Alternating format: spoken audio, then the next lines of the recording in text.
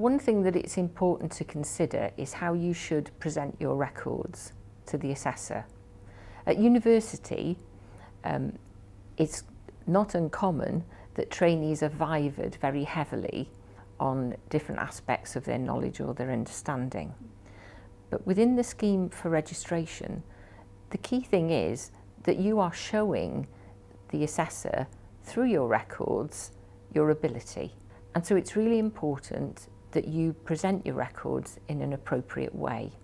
And it will be helpful in preparing for the assessment if you consider the types of questions the assessor might ask about a particular record.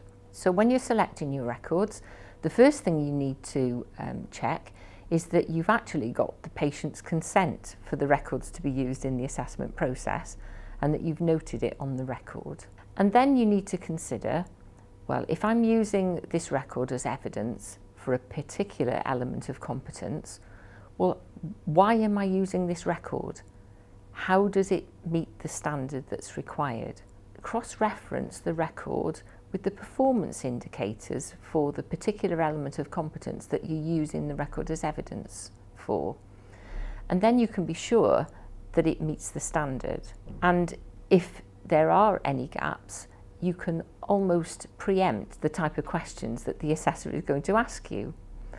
Another thing to consider, for example, if you provided a record of a patient with, for example, dry macular degeneration for an assessment, then the assessor is bound to ask you about the alternative presentation of wet macular degeneration. So just think about that when you're preparing. Look at the records, see how they match the indicators for the element of competence that you're using them for, and then try and preempt the types of questions that the assessor is going to ask you in order to sign off that element.